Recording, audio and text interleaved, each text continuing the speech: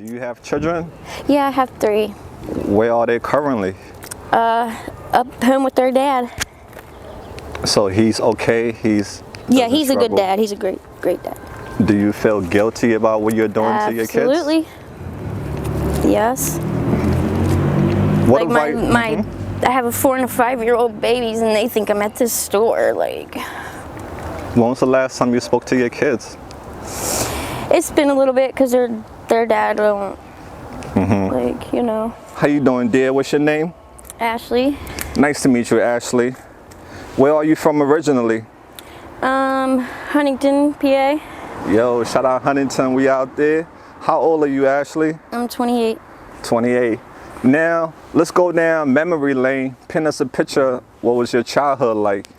I didn't really have much of a childhood, really.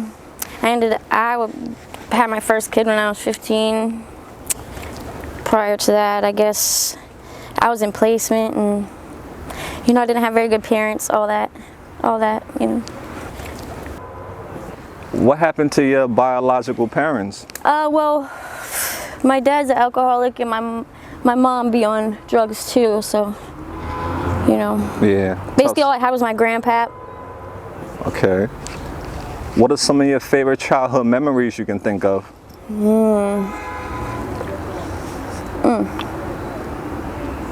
I guess just going camping with my granddad. That's about it. I can't really think of any. Got you.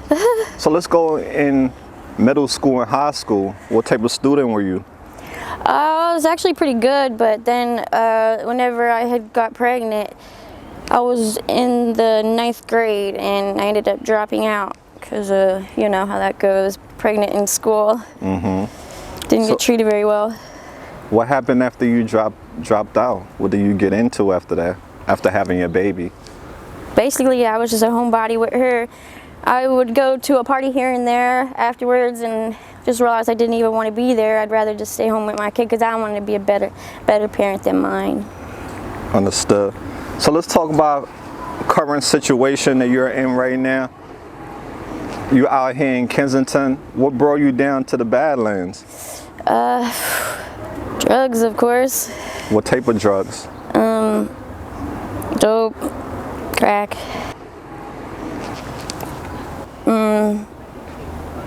My mom. You're not the first one who said that. I heard it from quite a few people. How old was you when she started doing drugs with you? 14. What type of drugs was it? It started off with perks. I know, I'm sorry. We just gotta, you know, normalize talking about the uncomfortable things. Yeah. We'll get past that. I'm more comfortable with talking about those things now. Yeah. Really, I mean, everybody has issues. Yeah. So I'm not the only one. No, you're not. I heard, you know, so many people who told me the exact same thing. Their mom introduced them to drugs. So you're not alone there, all right?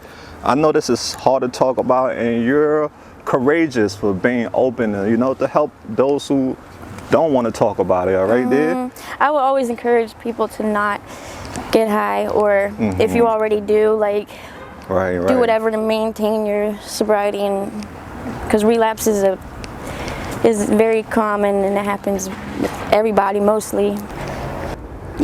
Yeah. So let's talk about currently now. You're struggling with crack and dope. And how much do you spend every day to support your habit? Would you say? Like $100 probably. What do you do for work?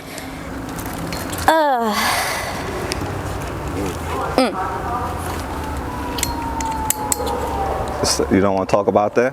Well, you know. We don't judge no one over here because we know what comes with the lifestyle. We know this is not you. Yeah. Right. So I want you to understand that we're not judging you, okay? We're just trying to understand your situation, okay? If you don't want to talk about it, it's okay, all right? Well, saying without saying it, you know what women do out here. So this is figure that out. Yeah, this is a very dangerous environment that you're in, right? Yes. What's the worst thing that you have seen or that has happened to you? You want to light the cig for her? Yeah. Yeah, get her a light. I told her she'll be all right. She's doing great. This is a lot to talk about, but we're almost done. Yeah, I've been beaten up and left somewhere. I've been left in Jersey, like, you know, left to find my own way back. Dangerous doing what you're doing, right? Yeah, it is, it really is. How long ago was your most recent incident? A couple months ago. So I've been pretty fortunate to not have that many, you know, bad things happen, but not everybody's that lucky. You know? What does a typical day out here look like for you? Shit. Looks like a crack pipe, and if I can say that, because that's what it is. If you weren't in this position, you wouldn't be doing all the things you're doing right now. Absolutely not. I always said I would never ever do that. Right. Exactly. Never ever. And here I am. What's your living status right now? Here, there, you know. Yeah. Basically don't have a steady place, you know what I'm saying? Why don't you try to get yourself in a shelter to get your own place? You're right.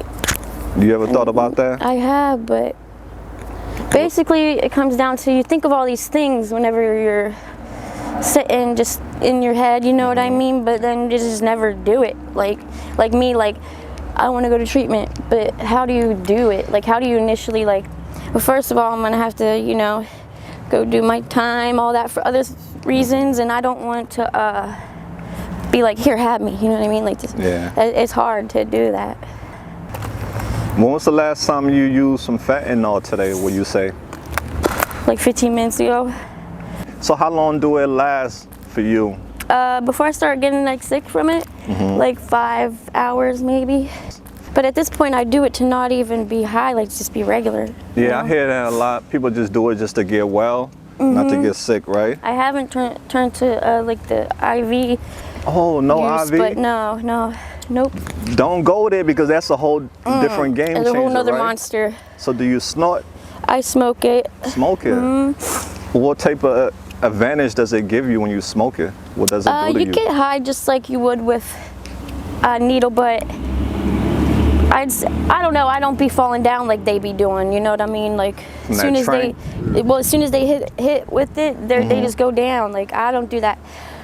First of all, I'd rather get high and not go to sleep, you know what I mean? And then they get robbed. Yeah. You're like really vulnerable whenever you're that high.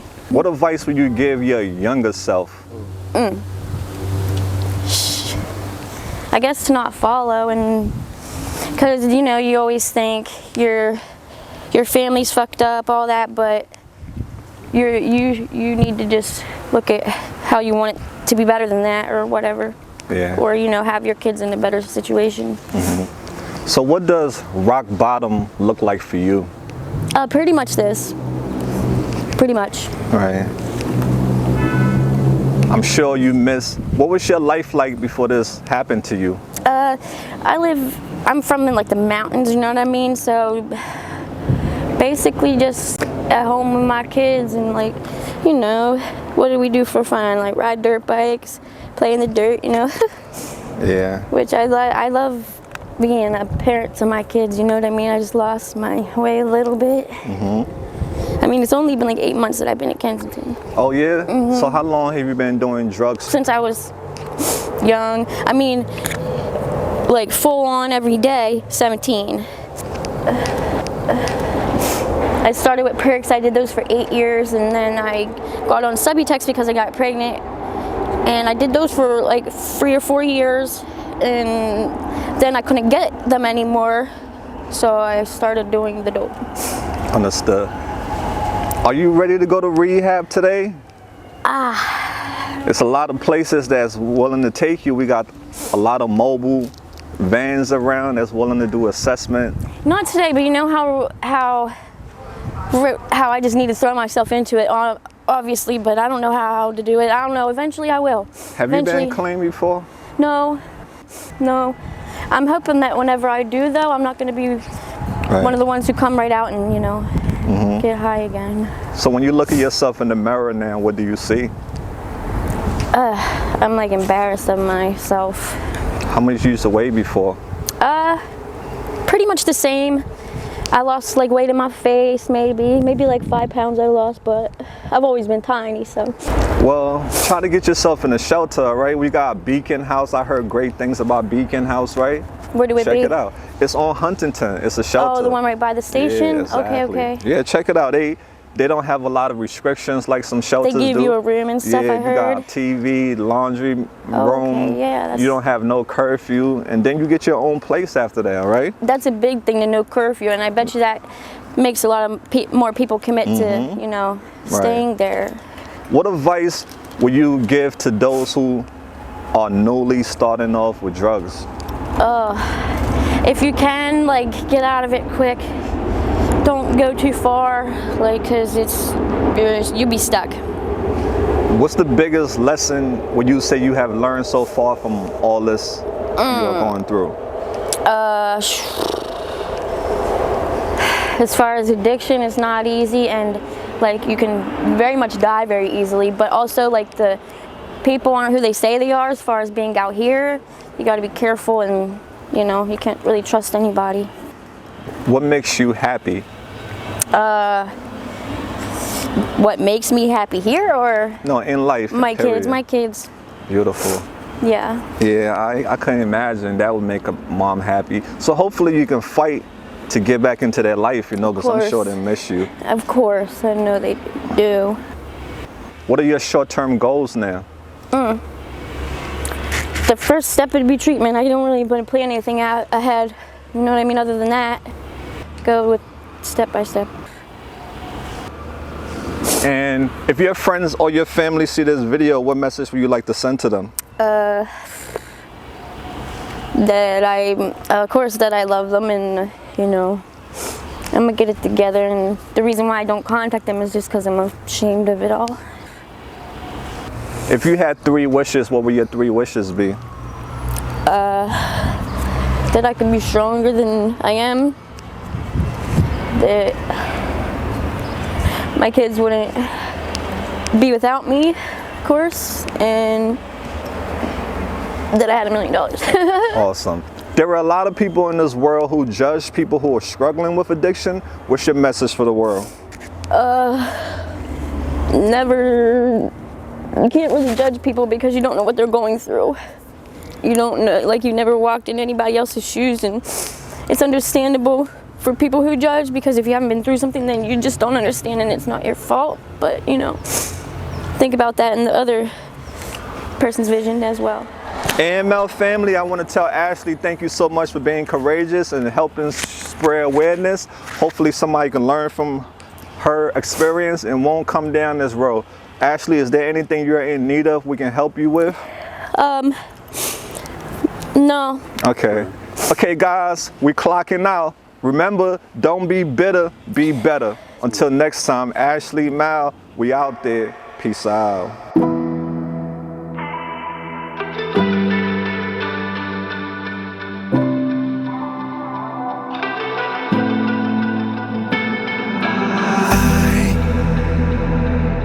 Find my way back to you. I'm lost again. I don't wanna run from all of this. I'm bulletproof, nothing to lose. So break me. I'm falling hard, don't